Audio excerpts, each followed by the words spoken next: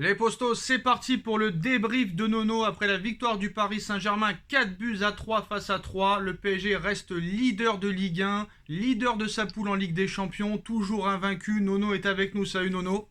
Salut Sacha. Alors Nono, victoire du Paris Saint-Germain 4-3, ton débrief, ton analyse, qu'est-ce que t'as aimé, qu'est-ce que t'as pas aimé, on t'écoute. Alors on va commencer par ce qu'on a aimé parce que ça fait quand même plus plaisir. Bon on a revu ce soir le génie de Neymar, on a revu les caviars de Messi, voilà, un Mbappé un petit peu en dessous. Et ce que j'ai pas aimé, cette défense, mais alors lamentable, mais alors c'est une catastrophe. Le Kipembe, quand je pense qu'ils veulent le prolonger, mais je me pose des questions. Mais est-ce qu'ils ouvrent les yeux, les dirigeants? Le Ramos, ça sent le sapin. Le Marquinhos, qui est toujours pas remis de son trauma.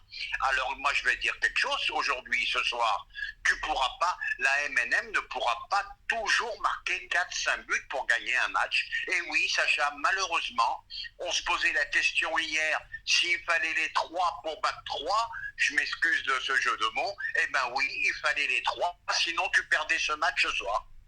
Il fallait les 3 pour battre 3. Eh oui, je m'excuse, mais c'est ça. Alors Nono, tu as parlé de Presnel Kipembe. Bon, d'accord, c'est vrai. C'est vrai qu'il a été catastrophique, surtout sur le deuxième but où il est vraiment passif. D'ailleurs, il a été sorti au bout d'une heure de jeu. Mais moi, celui qui m'a beaucoup inquiété, d'accord, c'est un porte-bonheur. D'accord, il n'a jamais perdu avec le Paris Saint-Germain quand il était sur le terrain. Mais celui qui a été catastrophique, nullissime, horrible, c'est Sergio Ramos. Il a été catastrophique. J'avais envie de lui mettre très clairement des claques. Une tête à claque ce soir. Il a été catastrophique, nullissime. Nullissime. Sacha, je vais te répondre. Moi, je suis l'un des premiers à dire, bon, il est revenu de blessure. Je commence par Kipembe, après je parle de l'autre. Il est revenu de blessure, mais Kipembe ne progresse plus depuis bien longtemps. Ramos, je l'ai dit aussi, ça sent le sapin. Bon, il joue sur son expérience, mais il a plus les jambes. Et Marquis, ça sent le cramé aussi. Et tu peux pas voyager en Ligue des Champions avec ces trois-là. De gros problèmes en perspective, hein. Moi, ce qui m'inquiète le plus, c'est que ça fait depuis la mi-août, fin août, qu'on nous explique qu'il y a des problèmes de défense. On le voit, pas la peine de nous expliquer. Et 2 mois sont passés, c'est de plus en plus catastrophique. Tu as quand même pris 5 buts en 2 matchs à domicile face au Maccabi Haïfa et face à l'Estac 3. Avec tout le respect que j'ai pour eux, c'est pas quand même des monstres de guerre. Tu as pris 5 buts en 2 matchs. Pour moi, c'est une faute professionnelle, c'est inexplicable. Comment Galtier va nous expliquer ça? Et très clairement, quel mercato il va y avoir? Et s'il n'y a pas de mercato, très clairement, ça veut dire que le PSG se couche pour la deuxième partie de saison, hein. Les mêmes causes, les mêmes effets, Sacha. Voilà, c'est tout. Voilà, Ramos, c'est la fin. On va pas se répéter toujours les mêmes choses. Il y a un manque de niveau. T'as les 3 centraux, c'est une catastrophe, malheureusement. Alors, je sais pas comment ils vont faire, mais je le dis et je le répète. Les 3 de devant, aussi géniaux soient-ils, ils pourront pas à chaque fois marquer 5-6 buts, hein, c'est impossible.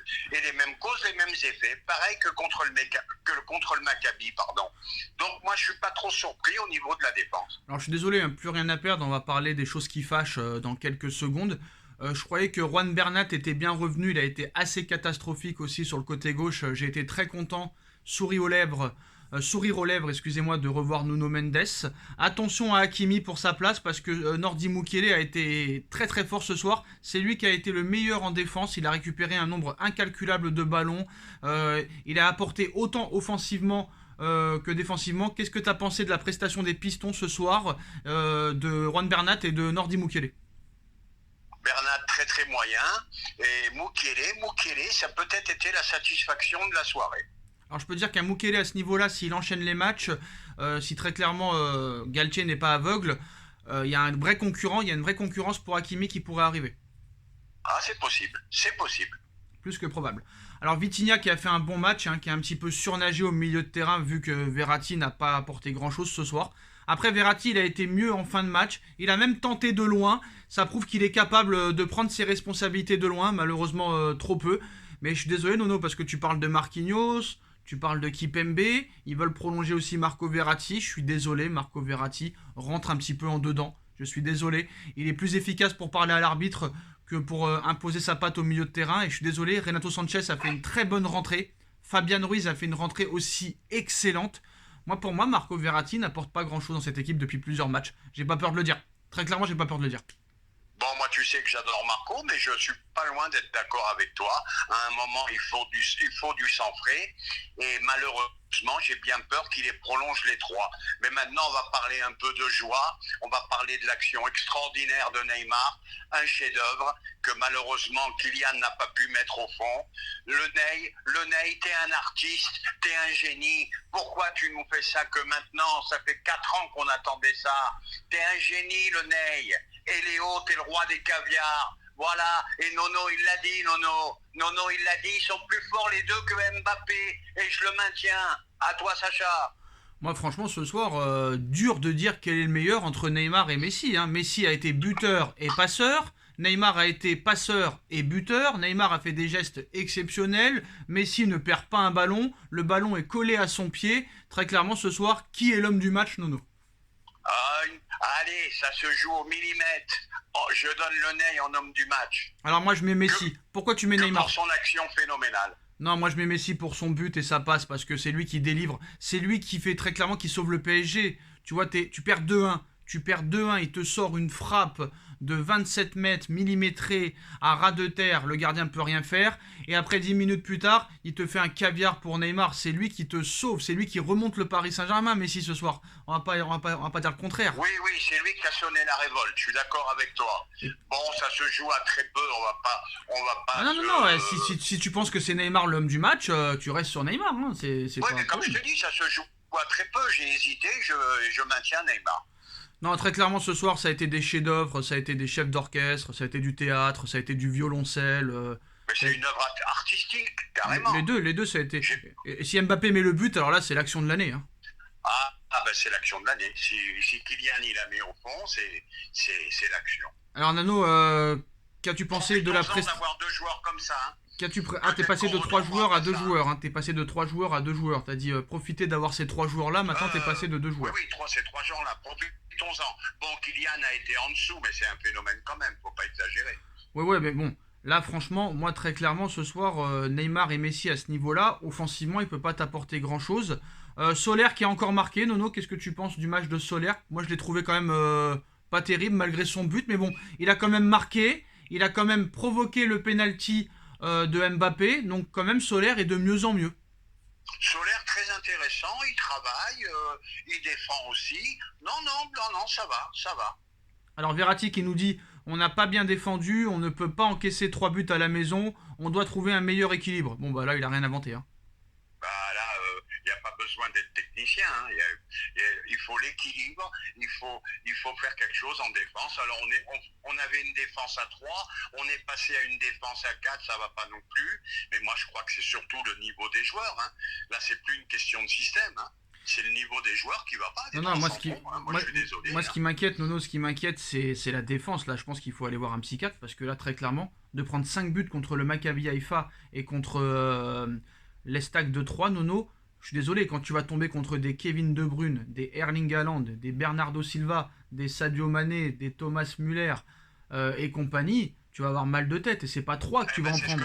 C'est pas 3, Nono. Attends, je finis. C'est pas 3 que tu vas en prendre. C'est 6. C'est 6 que tu vas en prendre. Heureusement que le but à l'extérieur ne compte plus. Mais là, Nono, très clairement, au Mercato, si tu prends personne, c'est que là, très clairement, c'est une faute professionnelle. Là, très clairement. Là, s'ils prennent pas au moins un défenseur central, là, ça serait catastrophique.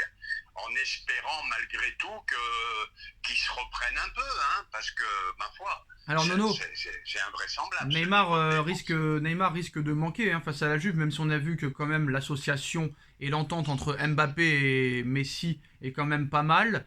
Mais tu vas devoir quand même gagner et ça pourrait ne pas être suffisant si jamais le Benfica met une tôle au Maccabi. Il va falloir peut-être gagner à la Juve et par même 2-3 buts d'écart. Mais avant de parler de ça, je voudrais reparler aussi des sorties encore bizarres de Donnarumma.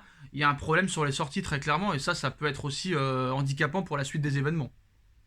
Mais moi j'arrête de parler de ça, je vais te dire pourquoi, parce que j'ai beau le dire et le répéter, je vois qu'il nous fait trembler un peu à chaque fois. Moi je sais pas, un coup c'est dans le domaine aérien, un coup c'est dans les relances balle au pied. Et je sais pas quoi penser de ce Donnarumma. Moi, je pense qu'il faudrait quand même laisser un petit espace à Navas quand même. Bon, enfin bref. Tout à fait d'accord avec toi. Et qu'est-ce que tu penses de la gestion de Christophe Galtier sur le coaching? Encore 0 minute accordée à Hugo Ekitike contre 3, donc je suis désolé de le dire, Nono. D'ailleurs, il y a une information qui est sortie en début d'après-midi, comme quoi le Paris Saint-Germain ne prêtera pas Hugo Ekitike au mercato hivernal, hors de question. Mais là, je suis désolé, contre Brest, 0 minute, contre 3, 0 minute. Quel message tu lui envoies? Le mec, il avait le nez rouge, Nono. Il y avait la caméra Amazon qui était clairement très sur lui, centrée sur lui. Le mec avait le nez rouge, hein, très clairement. Là, je suis désolé, mais quel message t'envoies à Hugo Ekitike? Tu vas lui faire perdre. Excuse-moi, Nono. Tu vas lui faire perdre toute sa confiance, très clairement. Hein. Très clairement. Ah, bah là, le message envoyé, c'est que tu es en train de le tuer, tout simplement. Voilà. Tu as beau faire de la communication.